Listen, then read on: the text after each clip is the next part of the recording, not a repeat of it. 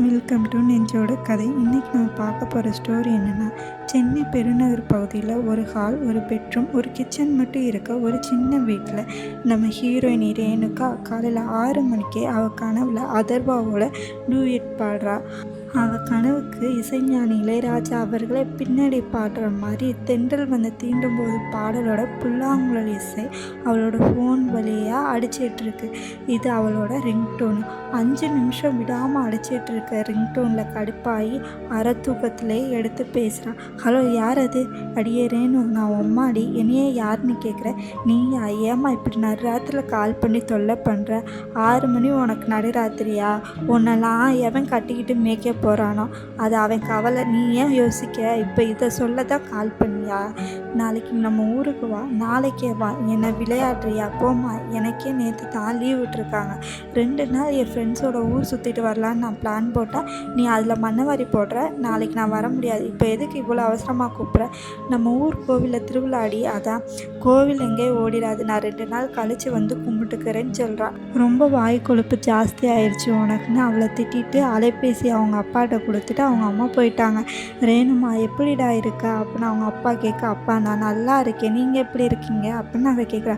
நான் நல்லா இருக்கேன்டா. நாளைக்கு ஊருக்கு வாமா. நம்ம ஊரில் திருவிழா. நம்ம போகாமல் எப்படி? அதுவும் இப்போ உனக்கு லீவுன்னு தானே கூப்பிடுறோம் அப்படின்னு அவங்க அப்பா சொல்கிறாங்க. அது இல்லைப்பா, ஃப்ரெண்ட்ஸ் எல்லோரும் பிளான் போட்டிருக்கோம், அதான்ப்பா அப்படின்னு அவங்க அப்பாட்ட சொல்கிறேன். சரிம்மா, அப்போ அடுத்த வாட்டி பார்த்துக்கலாம் விடு. நீ சந்தோஷமாக போயிட்டு வா. அப்புறம் அப்பா பேசுகிறேன் அப்படின்னு சொல்லிட்டு அவங்க அப்பா ஃபோனை வச்சுட்டாங்க. ஏங்க, என்ன நீங்கள் அவள் சொல்கிறதுக்கெல்லாம் சரின்னு சொல்கிறீங்க அப்படின்னு அவங்க அம்மா கேட்க, அவள் என் பொண்ணுடி. இப்போ மறுபடியும் கால் பண்ணி நான் வரேன்ப்பா, அவள் சொல்லுவா பாரு அப்படின்னு அவங்க அப்பா சொல்கிறாங்க. அப்பா இவ்வளோ தூரம் கூப்பிடுறாங்க, அப்பா சரின்னு சொன்னாலும் மனசு வர மாட்டேங்குது அப்படின்னு யோசிச்சுட்டு சரி ஒரு தடவை போவோம் அப்படின்னு அவங்க அப்பாவுக்கு திரும்ப கால் பண்ணுறான். அங்கே ஃபோன் அடிக்கிறத பார்த்துட்டு அவங்க அப்பா அவங்க அம்மாவை பார்க்குறாரு. நான் சொன்னேன்ல பார்த்தியா அப்படின்னு. அவர் ஃபோனை எடுத்துக்க, ஹலோ அப்பா. சொல்லு ரேணு. சரிப்பா, நான் வரேன், இன்றைக்கி ட்ரெயின் ஏறுறேன் அப்படின்னு அவங்க அப்பாட்ட சொல்கிறேன். ரொம்ப சந்தோஷமா, வாடா, நான் சித்தப்பாவை உனக்கு ட்ரெயின் டிக்கெட்டு ரிசர்வேஷன் பண்ண சொல்கிறேன் அப்படின்னு அவங்க அப்பா சொல்கிறாங்க. சரிங்கப்பா அப்படின்றா. திருவிழா முடிஞ்சு நாளைக்கே நீ சென்னை கிளம்புறதா இருந்தா கிளம்புமா.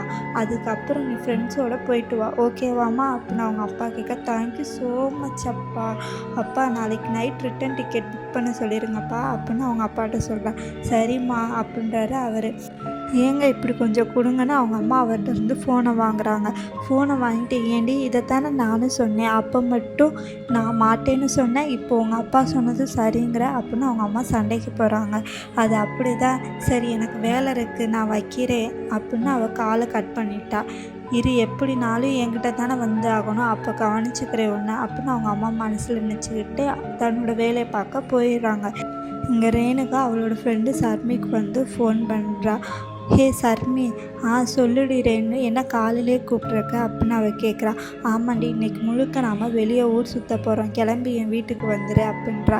என்னடி அதிசயமாக இருக்குது, என்ன விஷயம் அப்படின்னு சர்மி கேட்க, அதுவா, அதர்வா என் லவ்வுக்கு ஓகே சொல்லிட்டாரு, அதான் ட்ரீட்டு கொடுக்கலான்னு. ஆளைப்பாரு சும்மாதாண்டி அப்படின்னு அவள் ஃப்ரெண்டை வந்து மம்பளுக்குறா. சொல்லிட்டாலும் சரிடி வரேன் வையி அப்படின்றா. ஓகேடி. இவளும் காலை கட் செஞ்சுட்டு குளிக்க போகிறாள். அவள் குளிச்சுட்டு வரத்துக்குள்ளே அவளை பற்றி பார்ப்போம். பேர் வந்து ரேணுகா, வயசு 23, மாநிறம். ஆனால் முகம் வந்து லட்சணமாக இருக்கும். ரொம்ப மாடனும் இல்லை, ரொம்ப பட்டிக்காடும் இல்லை.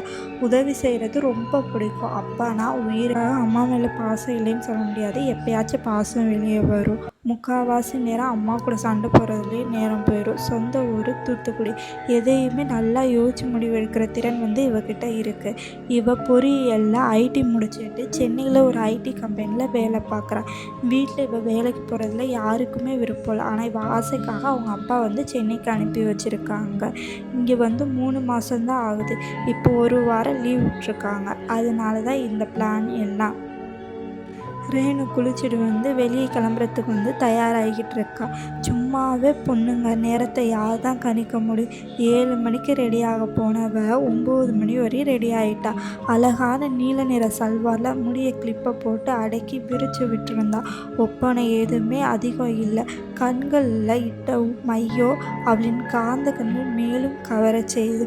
ஒப்பனை ஏதும் பெருசாக இல்லாமல் 2 மணி நேரம் கிளம்பியிருக்கான்னு தானே யோசிக்கிறீங்க. என்ன பண்ண, மொத்தத்தில் ஓரளவு தேவதையாக தான் காட்சியளிச்சா. இப்படின்னா இவ தோழியை இவளுக்கு நேர் எது. ஜீன்ஸ் டாப்புடன் முடிய முழுவதுமாக விரித்து விட்டு உதட்டில் பளிச்சென்ற உதட்டு சாயத்துடன் மாடர்ன் உலகத்தின் யுவதியாக வந்து சேர்ந்தா 10 மணிக்கு. என்னடி இவ்வளோ நேரம் வெயிட் பண்ண வச்சுட்டு, மணி 10 அப்படின்னு ரேணு சர்மிக்கிட்ட வந்து சண்டை போகிறா. உடனே சர்மி சொல்கிறா, சுடிதார் போட்டு மேக்கப் இல்லாமல் கிளம்புற நீ ஏன் இவ்வளோ நேரம் கிளம்பியிருக்க, அப்போ எனக்கு லேட் ஆகாதா அப்படின்னு அவள் கேட்குற. எனக்கு தாண்டி லேட் ஆகணும், உனக்கு என்ன துப்பட்டாவே கிடையாது. நான் துப்பட்டாவை மடித்து குத்தி எவ்வளோ வேலை இருக்குது. அடப்போடி, சென்னை வந்து 3 மாதம் ஆக போகுது. இன்னும் நீ உங்கள் ஊரில் இருந்த மாதிரியே தான் இருக்க. லைஃப்பில் கொஞ்சம் மாற்றம் வேணும்டி. மாற்றம் வேணும் தான், அதுக்காக நம்ம கலாச்சாரத்தை விட முடியுமா. எனக்கு இதான் பிடிச்சிருக்கு, அவ்வளோதான் அப்படின்னு ரேணு சொல்கிறா. நீ திருந்த மாட்ட, உனக்கெலாம் எவனாவது ஊர்க்கார பையன்தான் வருவான் பாரு அப்படின்னு சர்மி சொல்கிறான். வந்தால் எனக்கு பிரச்சனை இல்லை, உனக்கு என்ன ஹிர்த்திக் ரோஷனாக வருவார் அப்படின்னு இவள் வம்புழுக்கிறா. ஹிர்த்திக்லாம் வேணாம், நம்ம எம்டி பையன் ஹர்ஷா போதும் அப்படின்றா. அது யாருடி ஹர்ஷா, நம்ம எம்டி பையனா? ஆமாண்டி, யூஎஸ்லேருந்து இப்போ தான் வந்திருக்காராம். அவருக்கு பொண்ணு பார்க்கத்தான் லீவ் விட்டுருக்காங்க, எப்படியாவது அவரை கரெக்ட் பண்ணிடுறி அப்படின்னு சர்மி சொல்கிறான். இப்போ தான் வந்திருக்காருன்னு சொல்கிறா, அப்புறம் எப்படி நீ பார்த்த அப்படின்னு ரேணு கேட்க. யார் பார்த்தா, அடிப்பாவி பார்க்காமையா இந்த அளவுக்கு பேசுகிற அப்படின்னு ரேணு கேட்க. ஆமாண்டி, யூஎஸ்லேருந்து வந்தவர் எப்படியும் பார்க்க ஹீரோ மாதிரி தான் இருப்பார், அதான் ஒரு அப்ளிகேஷனில் போடலாமேன்னு தான் அப்படின்னு சர்மி சொல்ல. அது சரி, என்னமோ பண்ணுவா, கிளம்பலாம் அப்படின்றா. 2 பேரும் சேர்ந்து அன்னைக்கு முழுசாக அரட்டை அடித்து சுற்றிட்டே இருந்து மதியம் நல்லா சிக்கன் பிரியாணி ஒரு ஹோட்டலில் உட்காந்து சாப்பிட்டுட்டு மெதுவாக நடந்து வந்துட்டுருக்காங்க. அப்போ ரேணு கேட்குறான், ஆமாண்டி கேட்கணும்னு நினச்சேன், என்ன திடீர்னு ட்ரீட்லாம், அதுவும் எனக்கு பிடிச்ச பிரியாணி அப்படின்னு சர்மி கேட்க. அது வந்துடி, இன்னைக்கு 7 மணி ட்ரெயினில் நான் ஊருக்கு கிளம்புறேன் அப்படின்னு சர்மி தயங்கிட்டே சொல்கிறா. அடிப்பாவி, உன்னை நம்பி தானடி நாளைக்கு பிளான் போட்டிருக்கோம், அவளுக்கிட்ட சாவ போகிற நீ அப்படின்னு சர்மி கத்துற. அதுக்கு தான் இந்த பிரியாணி, ப்ளீஸ்டி எப்படியாவது சமாளி, அப்பா கூப்பிட்டாங்கடி, அதான் என்னால் எதுவும் சொல்ல முடியாது, ப்ளீஸ் என் செல்லம்ல அப்படின்ற எனக்கு கெஞ்சிரா. சரி சரி கெஞ்சா, அதை சமாளித்து தொலைகிறேன், ஆனால் சீக்கிரம் வந்துடணும் அப்படின்னு சர்மி சொல்கிறா. நாளைக்கு நைட் அங்கேருந்து கிளம்பிடுவேன் அப்படின்றா ரேணு. அம்மா எதுக்கு போகிற, கோவில் திருவிழாடி, அதான் நீயும் வரியா அப்படின்னு ரேணு கேட்குறா. நமக்கு அதெல்லாம் செட் ஆகாதுப்பா, நீயே போயிட்டு வா அப்படின்றா சர்மி. சரிடின்றா ரேணு. சரிடி, பார்த்து போயிட்டு வா, பாய்டி அப்படின்னு சொல்லிட்டு சர்மி அவளோட வீட்டுக்கு கிளம்பி போயிட்டா. இங்கே ரேணு வந்து 6 மணிக்கெலாம் கிளம்பி ரயில் நிலையத்துக்கு போயிட்டா. ரிசர்வேஷன் கம்பார்ட்மெண்ட்டில் தனக்கான இடத்த தேடிக்கிட்டு இருந்தா. இடத்தையும் கண்டுபிடிச்சி அவன் நினச்சது போல் ஜன்னல் ஓரமான இருக்க சிங்கிள் சீட்டில் வந்து உட்காந்துட்டான்.